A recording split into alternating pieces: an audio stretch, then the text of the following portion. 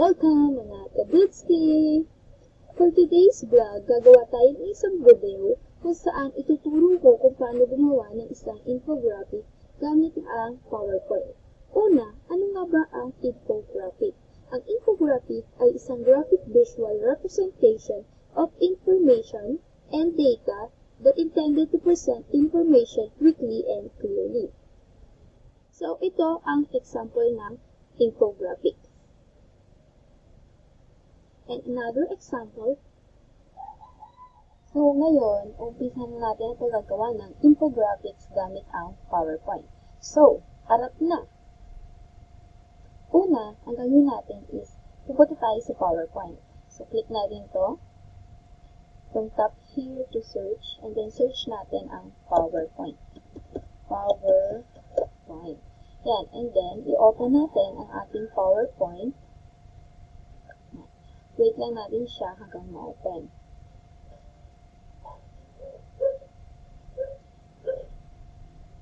Pag na-open na ang PowerPoint, meron tayo dito makikitang more themes. So, ito yung more themes niya. Ito yung more themes niya, and then, i-click lang natin to para makakita tayo ng iba't ibang uri or klase ng infographics na pwede natin gamitin. Maaaring infographics na slide by slide, or maaaring ang infographics na one page lamang. So, i-click natin to. And then, ito.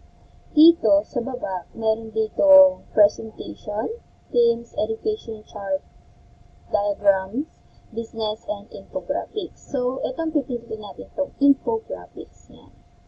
And then, yan na. Maraming iba't ibang klase nga na infographics na pwede natin gamitin. So, hahanap tayo dito ng infographics na pwede natin gamitin. Ito ang financial infographic poster. Depende yun sa gusto nyo or pipiliin nyo na topic dun sa mga giging design nyo. Pwede kayong gumawa ng sariling design nyo if gusto nyo ng sariling design. So, ito ay suggest lang na meron tayong pwedeng pagpilian sa infographic. So, ito na yung, palalakihan na rin para mas kitang-kita ninyo ang design niya. Yan. Pwede nyo siyang lagyan ng backgrounds. Pwedeng backgrounds na pure white, yan. Kagaya nito, pure white siya.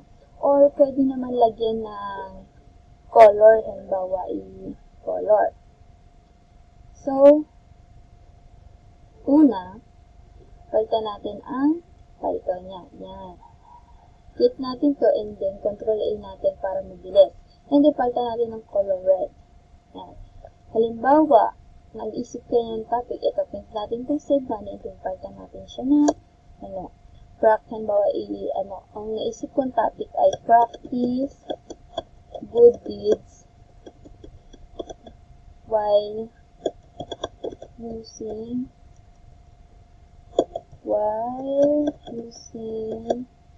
any social media platforms. And then, Control A natin, and then, palitan natin ng font size. Ere. Yan.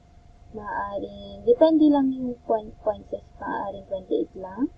Or maaaring babaan pa natin 24, and then edit na natin yung content. Pwede natin siyang font style, palitan natin. Pwedeng Times New Roman, Arial, madami dito pagpipilan. So, halimbawa ito Algeria na pili ko. Yan. And then, yung sa bawat topic naman, example nito. So, pwede natin siyang palitan din.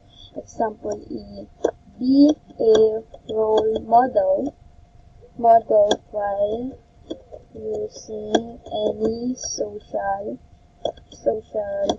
media platforms. Yeah. Control A natin siya, and then liliitan lang din natin siya. Then, palakihan natin siya ng konti yung sa gilid kasi nasasakit niya yun. Yan. Then, tanggalin natin ito. Maaari kayo din dito maglagay ng iba't ibang uri ng picture. Yan. Pwede kayo mag-insert siya sa picture dyan din. Pero, bago ko siya ipakita sa inyo, kasi actually meron akong gawa nito na pinakabuo.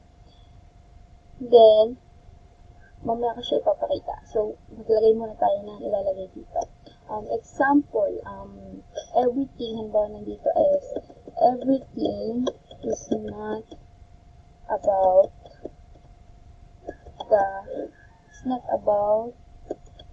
the number of friends you have. It's all about a worthy friend that always here for you no matter what.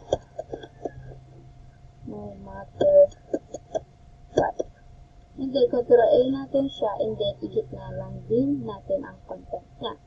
And then, ito, pwede natin din siyang palitan. Control-A, and then, tanggalin natin siya, and then, bawa choose a friend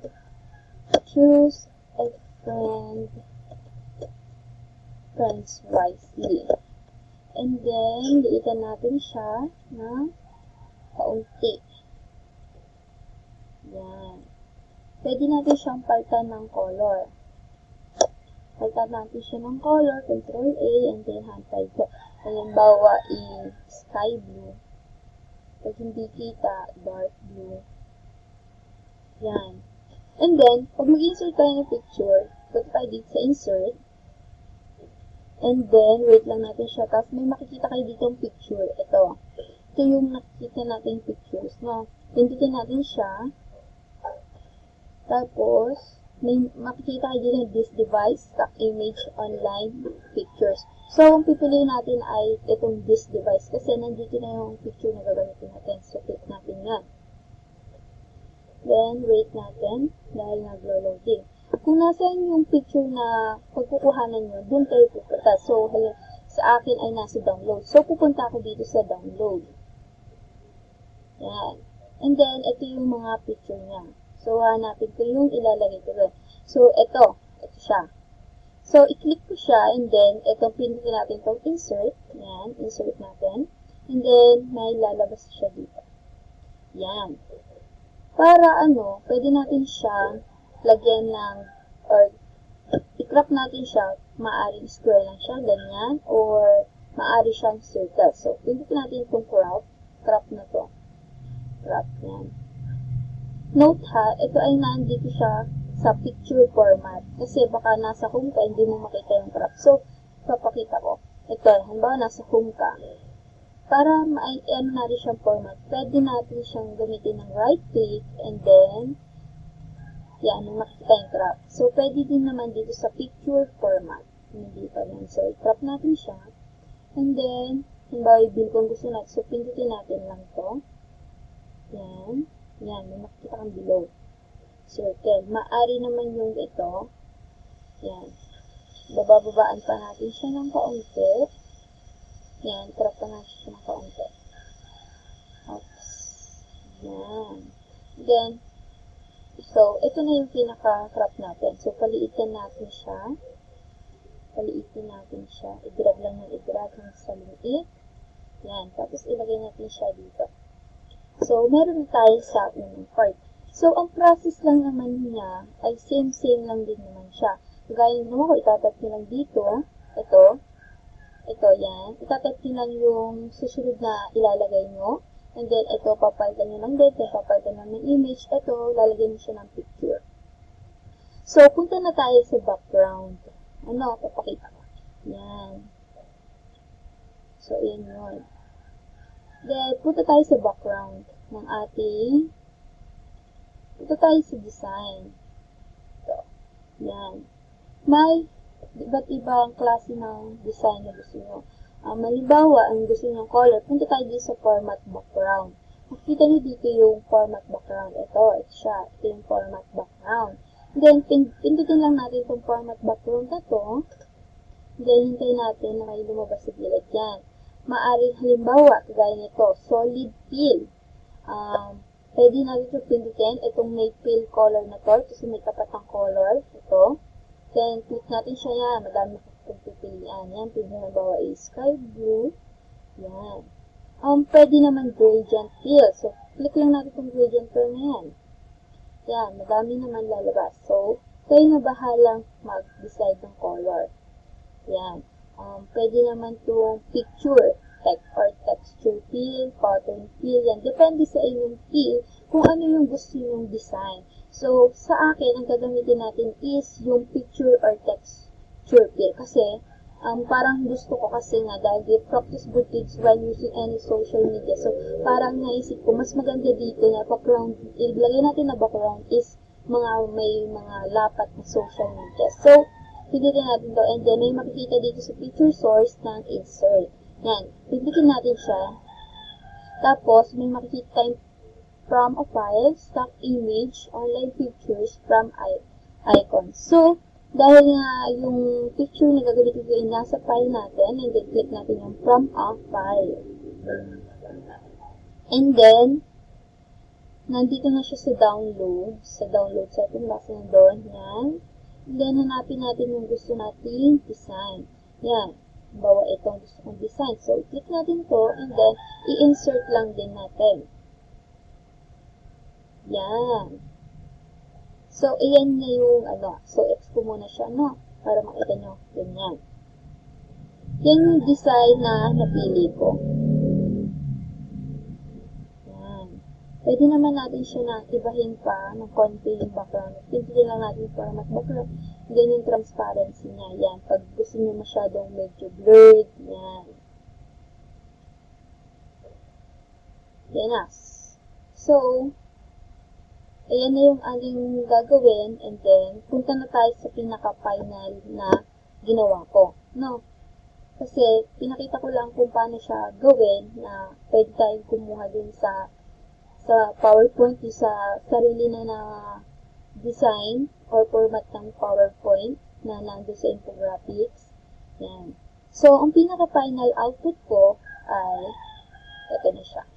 Ito na siya yung pinaka-final output ko. Yan, lalakhan ko lang siya para mas makita niyo yung gawa ko. So, ito na siya.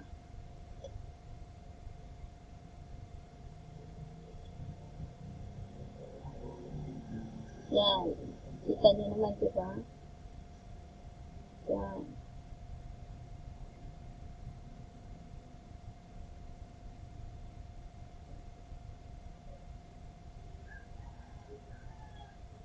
So, dito na nagtatapos ang ating vlog. I hope na may natutunan kayo sa ginawa nating pagtuturo na kung paano gumawa ng infographics gamit ang PowerPoint.